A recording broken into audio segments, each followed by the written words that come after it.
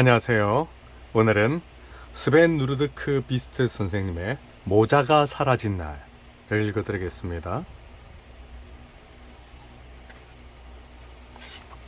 모자가 사라진 날.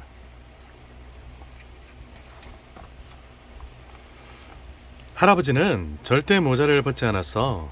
잠잘 때만 빼고. 잠자리에 들기 바로 전에 모자를 벗어 스탠드 옆에 걸어두었다가 아침에 눈을 뜨자마자 다시 쓰곤 했어.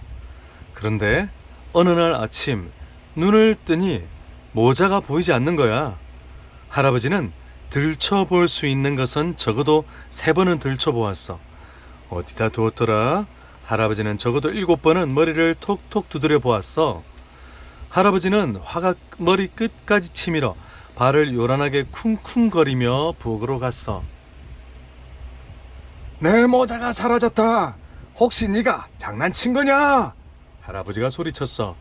번개가 식탁 위에서 자고 있었어. 번개는 할아버지가 키우는 개야. 번개가 한쪽 눈을 치켜뜨며 말했어. 저는요, 저녁 먹기 전에는 장난 안 치거든요. 아직 그것도 모르셨어요. 전 어제 저녁 먹은 뒤로 쭉 여기 누워 있었고 오늘 저녁 먹을 때까지 계속 이러고 있을 거예요. 그래, 너 집 한번 잠 잘 지키는구나. 그런데 도둑이 어떻게 들어왔지? 도둑하고 강도들이 내 모자를 훔쳐갔단 말이다. 쟤는요, 집 지키는 개가 아니라니까요. 수천 번 말씀드렸을 텐데요. 전 애완견이에요. 커피나 드시고 진정하세요. 번개가 말했어. 커피라, 모자도 안 쓰고 어떻게 커피를 마신단 말이냐?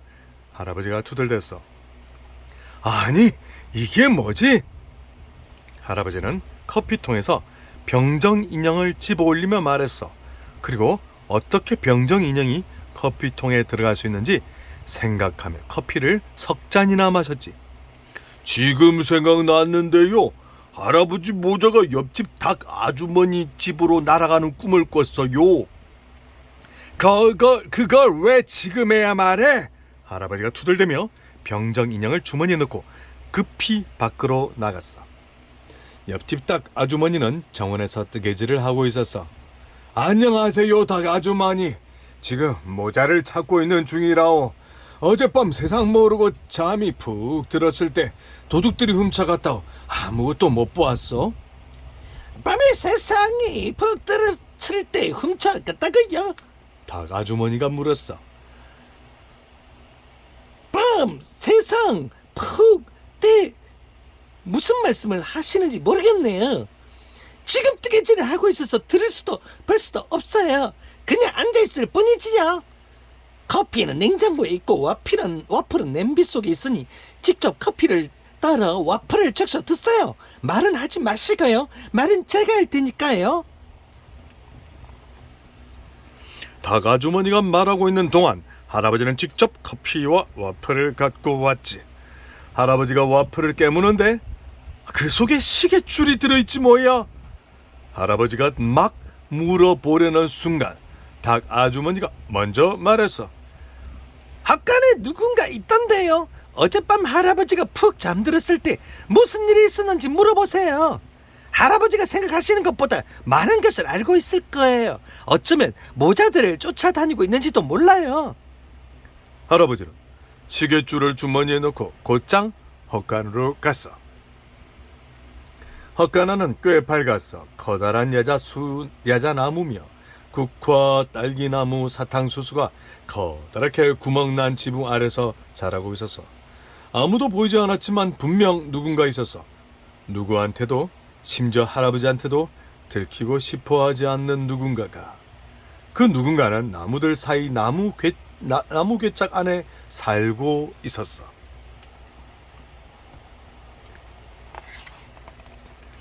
괴짝에 쪽지가 붙어 있었어. 안녕하세요, 할아버지. 잠깐 밖에 나갔다 올게요. 커피하고 케이크 드세요. 어디 있는지 잘 아시죠? 할아버지는 콧방귀를 뀌었어. 언제나 똑같았지. 그 누구는 할아버지가 찾아가도 집에 있는 적이 없었거든. 할아버지는 컵을 찾아 커피를 따랐어. 주인은 조용하기만 했어. 그 누구 내 모자 보지 못했어? 할아버지는 큰 소리를 외친 다음 가만히 기다렸어. 잠시 뒤 작은 장난감 차가 도착했어. 그 안에 쪽지가 있었어. 주신, 할아버지 모자가 아까 이곳을 지나 고물더미 속으로 사라졌어요. 할아버지는 고물더미를 뒤지기 시작했어. 그 누군가가 벌써 이곳을 치워왔나? 깨끗하잖아. 모자는 어디에도 보이지 않았어. 대신 작은 주머니 칼을 발견했지. 할아버지는 유심히 살펴보았어. 무척 낯익은 것인데 도무지 생각나지 않았어. 순간 작은 장난감 차가 윙 하며 고물더미를 가로질러 벽에 걸려있는 낡은 덮개 속으로 사라졌어. 할아버지는 자동차를 따라갔어. 재봉사 최우리 씨네 가게에서 재봉사는 커다란 탁자에 엎드려 천을 자르고 있었지. 안녕하신가 최우리 씨. 일요일에도 가게를 여시나? 오, 뭐라고요? 가게를 여냐고요? 잠시만요. 확인해 보고 올게요. 최우리 씨는 정문으로 가서 문을 열어보았소. 아니요, 죄송해요. 닫혀있네요. 금요일에 다시 오셔야겠어요. 모자를 찾고 있는 중일세. 여기 있을 것 같아 왔다네. 한데 날 모르겠는가? 최우리 씨는 허리를 두 배나 더 밑으로 숙여 실눈으로 할아버지를 살펴보았어. 오, 이제 알겠어요. 할아버지시군요. 모자를 안 쓰신 걸 본 적이 없어서요. 최우리 씨는 할아버지의 잠옷을 잡아당겼어. 새 셔츠를 입으셨네요. 멋지십니다. 잘 어울리시는데요. 10유로 되겠습니다. 하지만 할아버지께는 2유로만 받을게요. 아, 내 모자 보지 못했어. 할아버지는 마음을 가라앉히려 애쓰며 물었어. 네, 매우 근사해요. 이런 모자가 이렇게 잘 어울리는 것은 한 번도 본 적이 없어요. 하지만 왜 안 쓰고 계신 거죠? 아, 그야 모자가 사라졌으니까. 할아버지가 버럭 소리를 질렀어. 소리 지르지 마세요. 좋은 할아버지, 제 눈은 아직 멀쩡하다고요. 혹시 커피 좀 드실래요? 그러지. 할아버지는 한숨을 쉬며 무겁게 주저앉았어.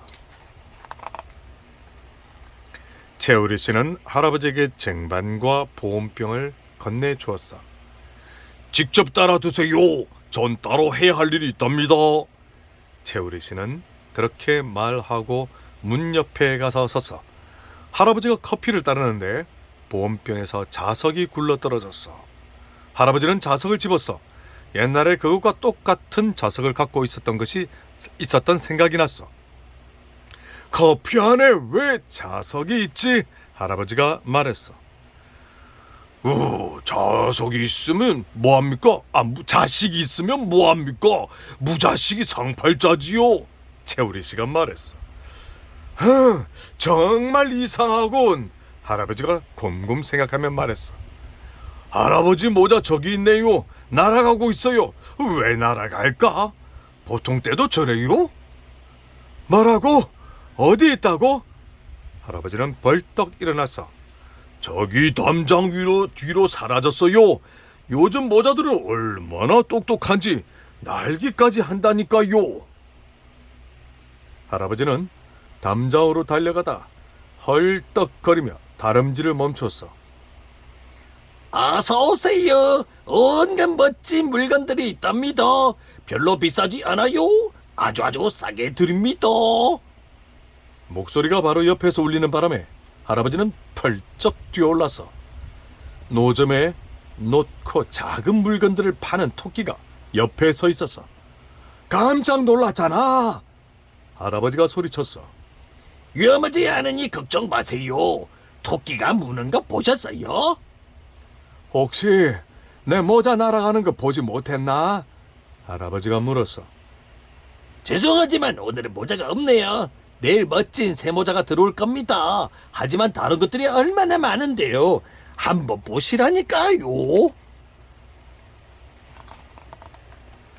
거기에는 열쇠고리며 양말, 책칼, 지우개, 낚시판을 등글게 옛날 축구 경기 입장권, 고무 해골 같은 것들이 있었어.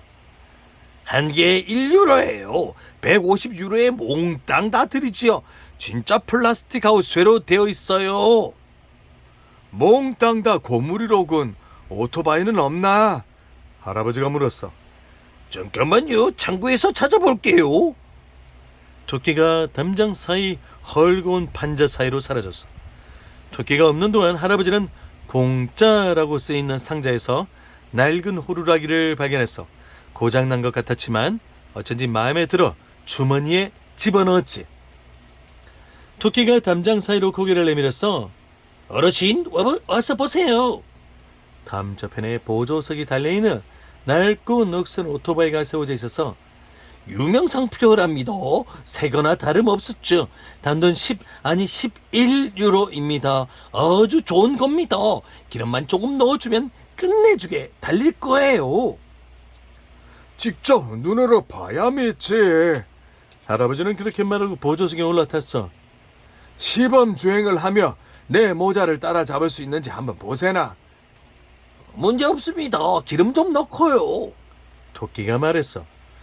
토끼는 체리 주스 반 병을 부은 다음 돌릴 수 있는 것은 다 돌려보며 시동을 걸었어. 하지만 오토바이는 꼼짝도 하지 않았어.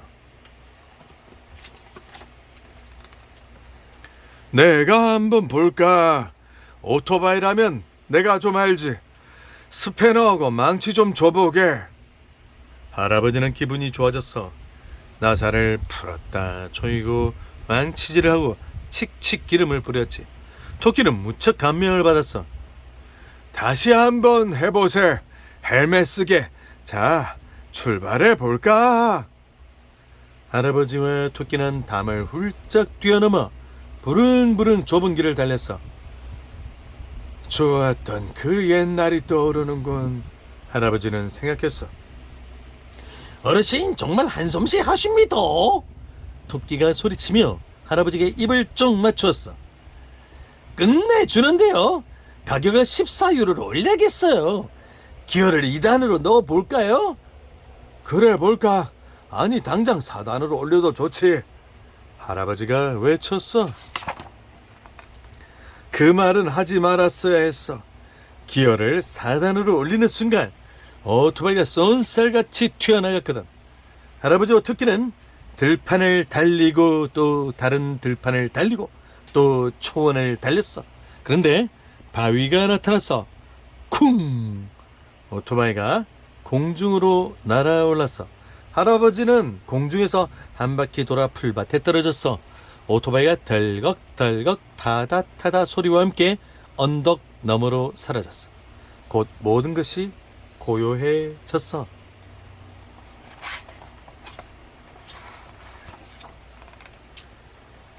정말 아주 고요했어. 땅에서 따뜻한 공기가 올라오는 소리가 들리는 것만 같았어. 들판과 숲이 반짝이는 여름 햇빛 속에서 볕을 쬐고 있었어. 할아버지는 피곤함을 느꼈어. 내 모자를 다시는 보지 못할 거야. 할아버지는 생각했어. 하지만 무슨 상관이야? 할아버지는 모자를 찾아다니다가 발견한 5개의 물건이 생각났어. 주머니에서 병정 인형, 시계줄, 작은 주머니 칼, 자석, 그리고 호루라기를 꺼내 돌 위에 올려놓았어. 이제 기억이 났어. 할아버지는 아주 오래전 이 5개의 물건을 갖고 있었지. 할아버지가 7살 때였어. 친구 아담이 상자 안에 넣어둔 고슴도치를 보여주었지. 할아버지는 고슴도치가 무척 갖고 싶었어. 그거 팔래? 할아버지가 물었어. 뭘 줄 건데? 아담이 물었어. 할아버지는 병정 인형, 시계줄, 작은 주머니 칼, 자석, 호루라기를 꺼내놓았지. 정말 오랫동안 침묵이 흘렀어. 할아버지 기억 속에서 그 순간이 밝고 선명하게 떠올랐어. 5가지 물건, 고슴도치가 든 상자. 아담의 손이 상자를 밀고 병정 인형을 집어들었어. 아무 말 없이. 할아버지에게는 힘든 순간이었어. 아담이 좋다고 하면 가장 소중한 5가지 물건을 포기해야 했지. 하지만 그 대신 고슴도치를 갖게 될 거야. 그렇게 되면 날마다 우유를 줄 수 있겠지. 그래, 바꾸자. 이 거래는 영원한 거야. 마음 바꾸기 없기다. 할아버지는 상자를 들고 집으로 달려갔어.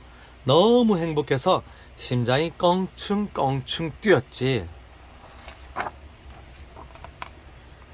모든 것이 다 선명하게 기억나지는 않았어. 하지만 할아버지 엄마가 고슴도치를 상자에 가둬두면 안 된다고 했던 건 기억났어. 상자에 가둬두면 죽을 거라고. 할아버지는 할아버지 할머니의 정원에 고슴도치를 풀어주었어. 그리고 고슴도치가 나오자마자 우유를 주었지. 그래야 고슴도치가 거기가 제 집인 줄 알 테니까. 할아버지는 고슴도치 가시를 쓰다듬어 주었던 것도 생각났어. 그다지 좋은 느낌은 아니었지. 하지만 너희들이라면 누군가를 사랑할 때 어떻게 하겠니? 할아버지는 넓은 여름 초원에 앉아 7살 때를 기억했지. 고슴도치와 할머니와 엄마와 아빠와 5 형제 자매들. 이 모든 것을 기억하게 된 것은 모자가 사라졌기 때문이야. 할아버지는 평생 많은 일을 겪었지만 왜 모자가 사라졌는지는 이해하지 못했어.